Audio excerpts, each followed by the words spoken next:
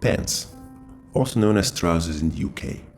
Few people realize this, but every time they put on this innocuous piece of garment, they're perpetuating, in fact, one of the few and most egregious remaining heritages of the European colonial era. And when I say European, I'm talking about white Europeans, Americans, Canadians, and Australians alike, since all descend from the same white European ancestors. From a geographic point of view, European colonialism may have officially ended in most African and Asian countries in the 1950s, 60s, and 70s. But European cultural colonialism is still very pervasive all over the world. No matter where in the world you travel, it is the European shirt and pants that you are most likely to see people wear. On the other hand, you'll be very unlikely to see anyone wear the traditional hanfu in China, the hanbok in Korea, the kimono and other wafuku in Japan, the shiki in West Africa, or a chara in Mexico, to name just a few. So much so, in fact, that even people known for the hatred of the West wear clothes derived from the European fashion. Think about North Korean leader Kim Jong-un, for instance. Whatever the occasion Kim Jong-un or his officials take part in, it is the European shirt, pants, and tie they wear. Or how about Xi Jinping, the paramount leader of the People's Republic of China? Have you ever seen a photograph of Xi Jinping wearing a hanfu? Chances you have are extremely close to non-existent.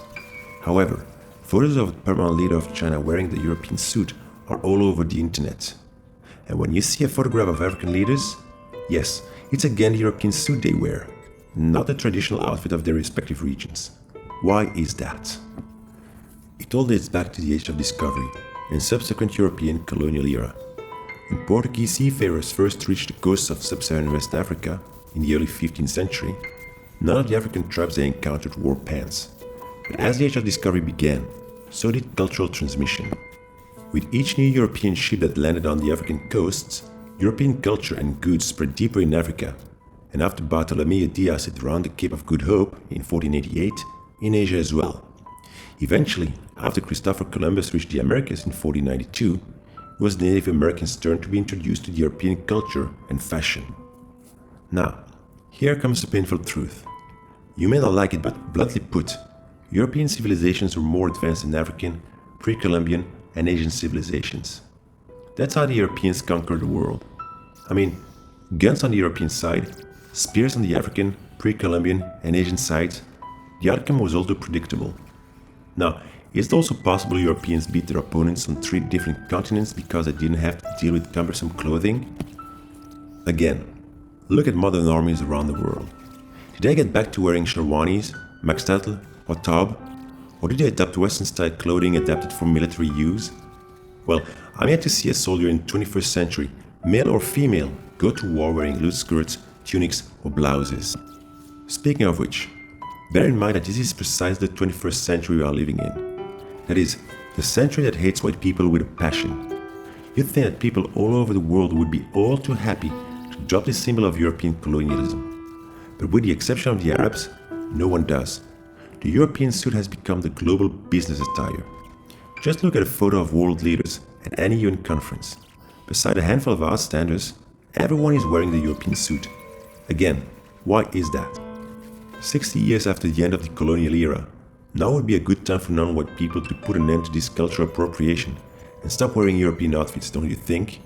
I mean, imagine the outrage if European dignitaries showed up at a UN meeting dressed in Indian kurtas or Korean hanboks.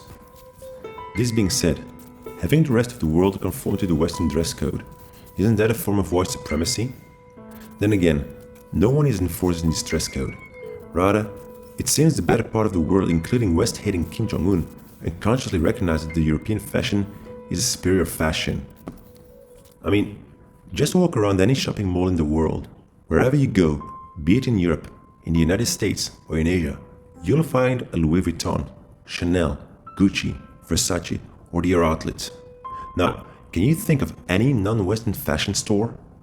On top of my head, there's Japanese Uniqlo, which sells Western-style clothes. No matter how Japanese a store is, good luck finding kimono at Uniqlo. Jeans, shirts, hoodies, and t-shirts, on the other hand, are all over the place. Now, as we all know, white people are bad. They are horrible, terrible, loathsome. And we all agree that cultural appropriation is an absolute disgrace. So isn't it time we all drop the Western-style pants that we inherited from our colonial past? Or shall we admit that, as so many other things invented by the white man, the Western-style pant is pretty much the epitome of low-body garment perfection? Well, we're never going to openly admit this fact, of course. But the mere fact everybody in the world wears Western-style clothes on a daily basis is a public and overt acknowledgement of the superiority of the Western fashion in itself.